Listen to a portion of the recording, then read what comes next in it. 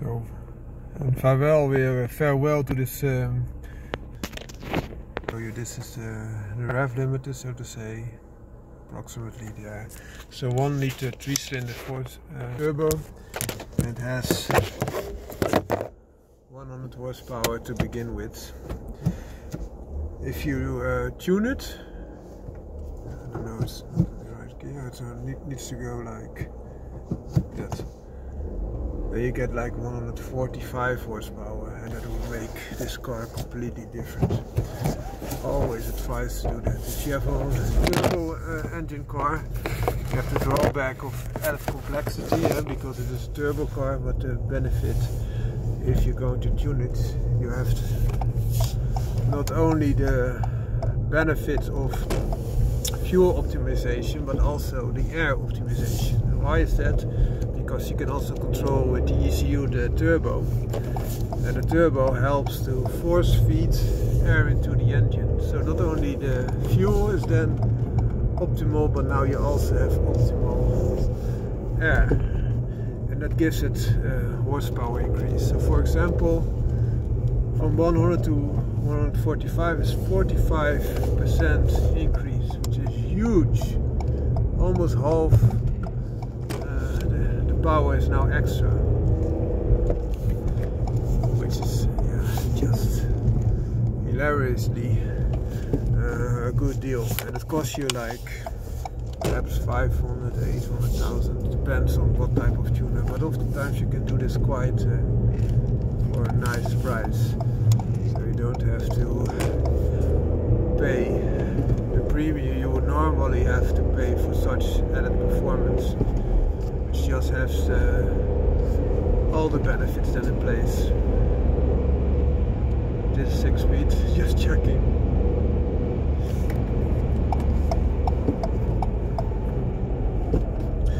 These gear changes in the Fiesta are quite long. They make for a relaxed type of drive instead of quickly shifting to the gears. But I must say, there's good positive action on the gear changes. So, of course, if you compare it with the Suzuki Swift, which is a very sporty type of car, you have almost a similar click to the gears, but only the gears they run. Yeah, the way that you have to move, the amount of space you have to move is a lot more.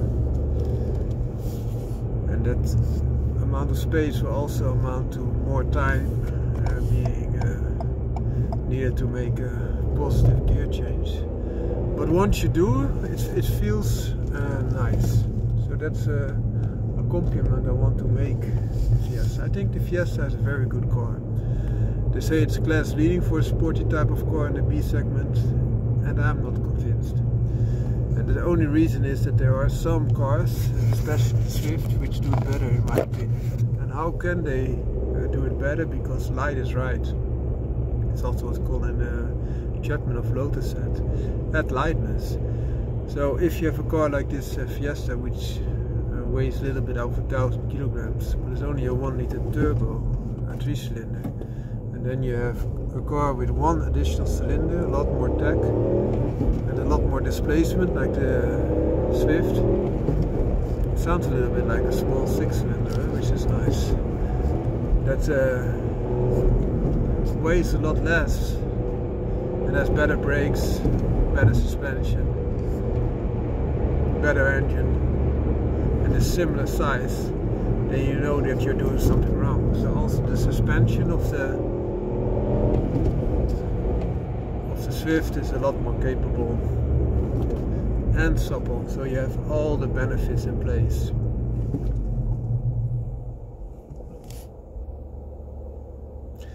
And then you will be hard pressed to really think that the Fiesta is the class leader, in my opinion. I'm saying that the Fiesta is a very good car, it's a sporty type of car. It's like they say BMW is a sporty type of car, and they say Honda is a Japanese BMW. I think Honda is a lot better than BMW in many ways, shapes and forms. Of course, the top level of BMW like M3, M5, M8, something like that, that will be capable of annihilating the Hondas, also the fast Hondas. And then someone will NSX.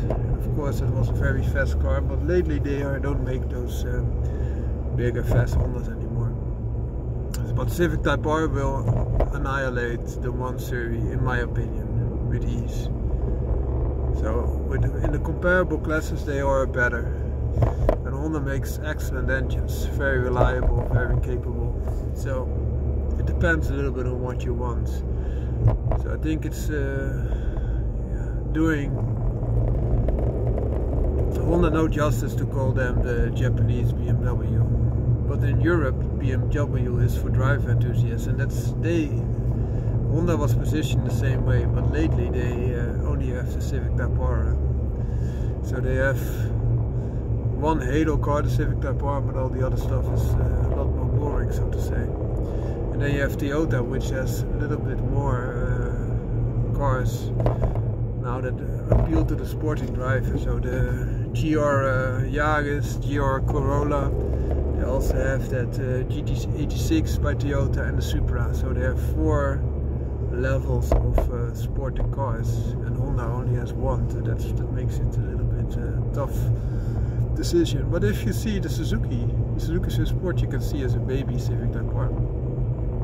So you can still have that with Japanese quality. You only have to switch to another brand. And also, if you look at Suzuki, they only have 1 sporty little car. That is the 1 sporty car regardless, and that is the Swift. And all the others are not directed to be sporty. So it's a pity, I think. But still, if you combine them together, and I'm a Japanese type of car enthusiast. And why is that? Because Japanese type of cars offer reliability and they offer good quality. And what do I imply with good quality? It does not go boom that easily, so there's also reliability, but they offer good components to start with.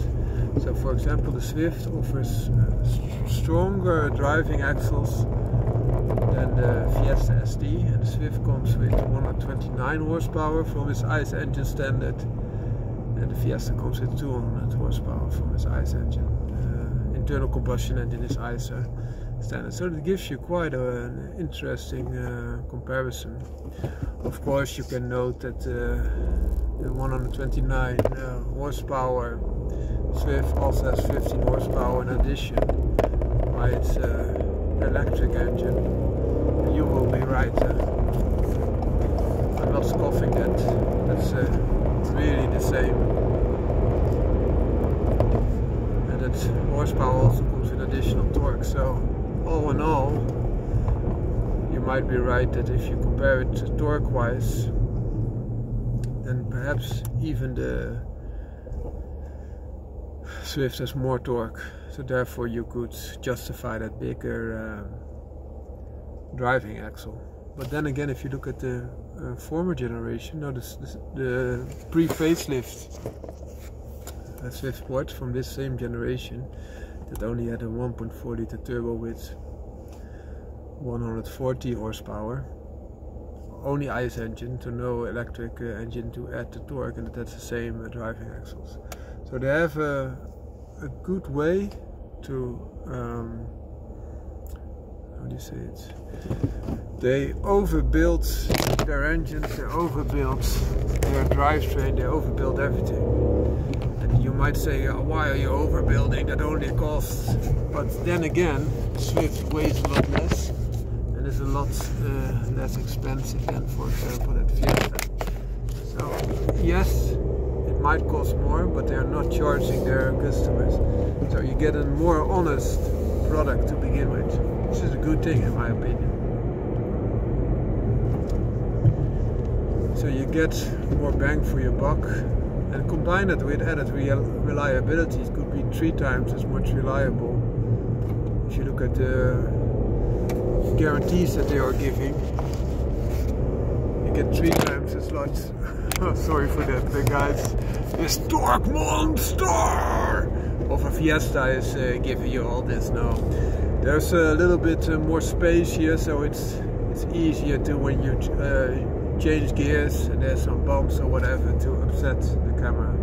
But sorry for that. We are almost there, and then I can switch back to my beloved Swift Sport. Because the Fiesta is a nice car, I must say, but the Swift Sport is a nicer car. Yes sir, nicer! No sir! We're having fun all the way, yeah. But the Fiesta is a good car. It drives nicely, it has a good balance. I think you will be very happy to drive a Fiesta over another car. For example, a Polo, which is a lot less exciting. More boring, so to say.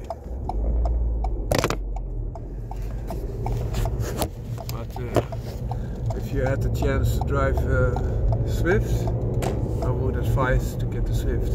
And even in the lesser version, Swift with 1.2, for example, 88 horsepower, is nice to drive because it also weighs like 200 kilograms less. I think also that the Copen is nice to drive. I also have Copen. It's really nicer to drive than this little car. I'm not trying to diss it because it is still a decent type of car, but it's not as nice as I wish it to be. Let's put it in reverse. Slam it in here. Okay, we are set. Found